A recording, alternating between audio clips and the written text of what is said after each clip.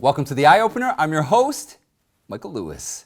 A lawyer representing 17 January 6 defendants is missing to date.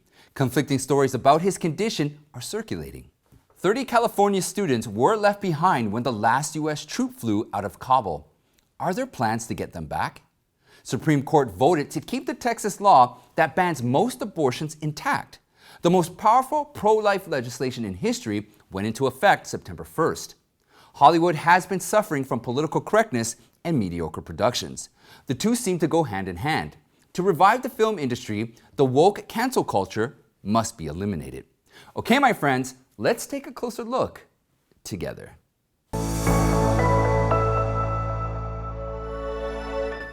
"27 students who go to school in San Juan Unified School District in California are still stuck in Afghanistan after all U.S. troops left the country. A spokeswoman for the school district said the number of stranded students continues to change rapidly, as some of them may be in transit out of Afghanistan. The district hasn't been able to reach many of them in the last few days. The students and their families were on personal trips in Afghanistan. 3 students from the San Diego area were also left behind in the war-torn country. The 3 students are from the same family visiting relatives in Afghanistan. The San Juan School District has been in contact with multiple congressional offices, including California Representative Ami Bera, to get those 27 students out. Bera's office confirmed that it urgently flagged the case with the DoD and the State Department, but hasn't heard anything from them as of Wednesday. In Biden's speech after the end of the withdrawal, he claimed, quote, "We believe that about 100 and 200 Americans remain in Afghanistan with some intention to leave. Most of those who remain are dual citizens, longtime residents. These 30 students clearly don't fall into this category. They had clear intentions to leave Afghanistan. They needed to come back to America to return to school. And 30 is by no means a small number out of a figure of 200. Biden also claimed that his administration remains committed to getting Americans out if they want to come out. Secretary of State Antony Blinken also said, quote, "We will continue our relentless efforts to help Americans, foreign nationals, and Afghans leave Afghanistan if they choose. They are Americans wanting out right now. And where's the proof of the commitment and the relentless effort? Why didn't the State Department or the DoD respond to Bera's request?" For the response by the White House and the State Department, the Biden administration didn't acknowledge that leaving Americans behind was a problem. One of their own administration officials said he was absolutely appalled and literally horrified that they left Americans behind. Because they failed a no-failed mission, a hostage rescue of thousands of Americans in the guise of a non-combatant evacuation operation. If you don't recognize the wrongs and the mistakes you made, how will you learn from them to do better next time? You won't.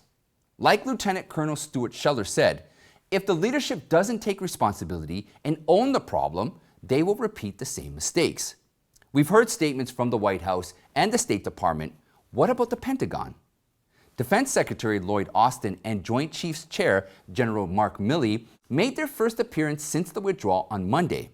Milley acknowledged the pain and anger, sorrow and sadness, as well as the pride and resilience Americans experienced in the last 20 years. Without characterizing the Afghanistan mission as a loss or defeat, Milley said, quote, "How we got to this moment in Afghanistan will be analyzed and studied for years to come. There are many tactical, operational, and strategic lessons to be learned." Austin said similar things. Without a concluding summary of the 20-year war, he claimed, "No operation is perfect," and said the Defense Department will look back and learn every lesson that they can. With a deeply divided Supreme Court ruling, a Texas law that bans most abortions went into effect on September 1st. The High Court voted 5-4 and denied an emergency appeal from more than 20 abortion providers and others looking to block enforcement of the law. The plaintiffs argued the law was unconstitutional in light of the Supreme Court's 1973 decision in Roe v. Wade. The Texas law prohibits doctors from performing abortions unless they can't find a heartbeat. Private citizens can sue abortion providers and anyone involved in facilitating abortions. To alleviate the financial burden of filing a lawsuit under the law, anyone who successfully sues another person will be awarded at least $10,000 for each abortion the defendant helped with. The legislation is definitively a devastating blow to abortion providers in Texas.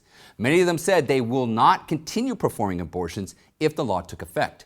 State Senator Brian Hughes, a Republican who sponsored the bill, called it the most powerful pro-life legislation in Texas history and said it will serve as a model for the country. In the Supreme Court's decision, Chief Justice John Roberts departed from the court's 3 liberal justices. He, however, stressed the court's order cannot be understood as sustaining the constitutionality of the Texas law. The unsigned opinion said, quote, "In reaching this conclusion, we stress that we do not purport to resolve definitively any jurisdictional or substantive claim in the applicant's lawsuit." Abortion proves to be one of the subjects that Supreme Court justices hold deeply divergent opinions. Some say the vote in the case underscores the impact of the death of liberal Justice Ruth Bader Ginsburg last year and the appointment of conservative Justice Amy Coney Barrett. Had Ginsburg remained on the court, there would have been 5 votes to halt the Texas law.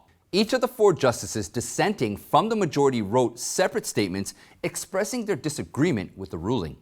However, the bigger problem has always been the country.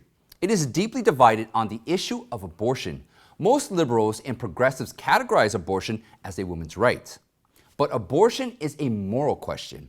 When society shifts to the left, when more and more Americans part from a biblical view of the world, even though some of them still claim they're Christians or Catholics, they are less and less bound by the doctrines.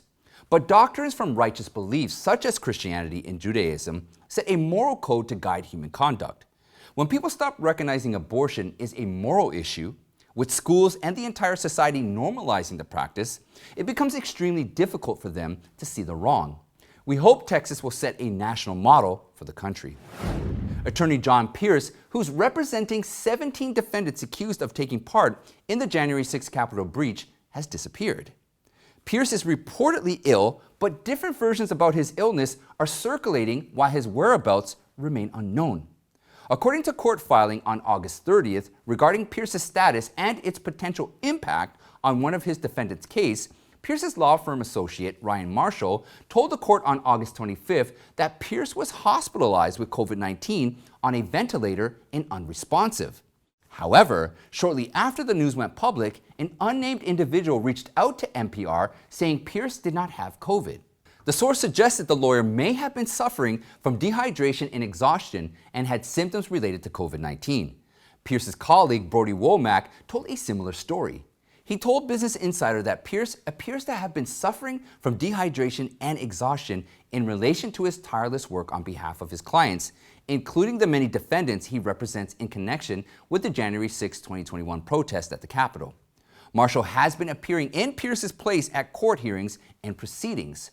Marshall said on August 26 that he in fact hasn't had any direct contact with Pierce, but one of his friends told him that Pierce was sick with COVID-19, and another said he was not. The lawyer, who typically posts on Twitter several times a day, hasn't tweeted since August 20th. Other reports said multiple phone numbers for Pierce's law firm, Pierce Bainbridge PC, have been disconnected. Pierce's story looks somewhat strange. For at least 10 days from August 20th to the day of the court filing, the lawyer has disappeared from social media, and he didn't inform his own law firm about his condition. Pierce seemed to have lost his ability to communicate all of a sudden, and his law firm doesn't appear to know his whereabouts. Otherwise, Marshall could have checked and confirmed his condition. Marshall himself isn't a licensed attorney, so ethically and legally, he could not represent Pierce's clients. The nearly 20 cases related to the January 6th incident are at a standstill as a result. And coming up, we have Virginia Tech canceling enrollment for 134 unvaccinated students, and a film director condemns cancel culture. But before we continue, I just want to stress how important it is as the viewer to help us get the truth out to as many people as possible. Please take the time to like this video and share it across all your social media. Also, double check and make sure you are still subscribed to the channel and click to the bell so that you can be notified every time we post a new video. I'd like to thank you all for your continued support. Okay, let's get back to the show. Virginia Tech has unenrolled 134 students for not providing proof of vaccination against COVID-19 by the school start on August 23rd. The university said it does not know whether those students were not returning for reasons other than the vaccine requirement. It did say that the students are welcome to enroll again if they return with proof of vaccination. An overwhelming 95% of 37,000 students at Virginia Tech have been vaccinated. There are medical and religious exemptions. Nearly 90% of the staff is vaccinated. Those who aren't have until October 1st to comply. It doesn't matter whether you teach in person or remotely. Days earlier, the University of Virginia unenrolled 238 students from not complying with its vaccination policy. The school explained the students have received multiple communications through email, text, and phone calls reminding them to update their status. UVA has an even higher rate of vaccination at over 96%. The two universities, Virginia Tech and UVA, are currently working together to develop a new vaccine against the coronavirus as well as its variants. They claim the new vaccine will also be effective against other coronaviruses, including those that cause the common cold. The dose could cost as little as $1. Now, are you tired of Hollywood's political correctness and mediocre productions? There are still some good filmmakers and actors left. Film director and screenwriter Paul Schrader is one of those who stands up to cancel culture. Schrader wrote and co-wrote screenplays for 4 Martin Scorsese-directed films: Taxi Driver, Raging Bull, The Last Temptation of Christ, and Bringing Out the Dead. He also directed the 1980 film American Gigolo, starring Richard Gere as a male escort, and the 2017 film First Reformed, which is about a Protestant minister struggling with his faith while serving as a pastor in upstate New York. First Reformed earned Schrader an Academy Award nomination for Best Original Screenplay. In a 2020 interview with Deadline, Schrader discussed participating in twice-weekly poker tournament on Zoom called Club Quarantine that featured Hollywood stars. Schrader was asked if he was still active in that group. He said, "No, I got thrown out of that club. Then I joined another one and I got thrown out of that one too." Schrader explained, "It all has to do with political correctness." He had never met those people, but he said something that someone took offense to. Schrader didn't disclose what exactly he said that got him canceled. But he said, "Cancel culture is so infectious, it's like the Delta virus. If your friend says they're saying these terrible things about me that aren't true, you're afraid to come to their defense because you might catch the virus too." Schrader's new film, The Card Counter, premiered at the Venice International Film Festival today. Oscar Isaac stars in the film as an ex-military interrogator turned gambler, while Tiffany Haddish and William Dafoe appear in supporting roles. To avoid undue controversy before The Card Counter's release, Schrader said he's off Facebook until the film comes out. An American tech entrepreneur is building a second internet. Martin Avila is the CEO of RightForge. The company describes itself as the first global internet infrastructure company committed to American principles online. Avila explains freedom-loving people need a second internet if they wish for the United States to survive in this era of increasing left-wing big tech domination of the nation's communications infrastructure. Avila cited the case of the BlackRock meddling in the housing and big tech's role of the real estate side of the internet. He said there has to be an alternative. New York-based BlackRock, run by billionaire Lawrence Fink, is the world's largest asset management firm. Critics say the company has been buying entire neighborhoods in cities such as Houston and converting single-family homes into rentals. It also accused of pushing small players with modest resources out of the housing markets. Big tech, as we all are all too familiar with, censored conservative voices, deplatformed alternative social media sites such as Parler, and prevented the President of the United States from communicating with the American people and the world. Avila said by choosing not to do business with certain users, big tech is depriving individuals, companies, and organizations of the fundamental means required to make a living. But the grave reality is, Silicon Valley is not aligned with American values.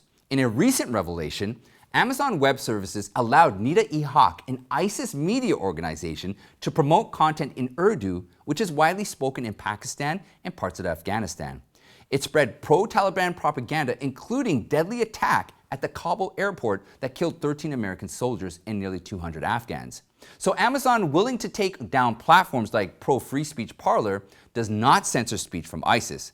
It only disabled ISIS website after it was caught red-handed, and the incident was widely reported. It appears until people call them out loudly, big tech is happy to keep doing this. By second internet, Avila referred to an internet infrastructure that's beyond the reach of Silicon Valley. He explained, you can use your same website on a second internet. You just want to make sure they're not housed in a place like Amazon. That's what RightForge offers.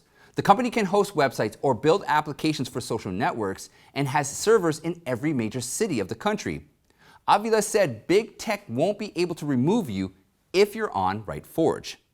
And that's it for today, my friends. Check out the playlist right here for more eye-opening content. You can join me in the Eye Opener Telegram chat room and follow me on Newmaker, Gab, Parler, and Getter. Don't forget, please sign up to the email list so that we can stay in touch. I'd like to thank you all, and I'll see you next time.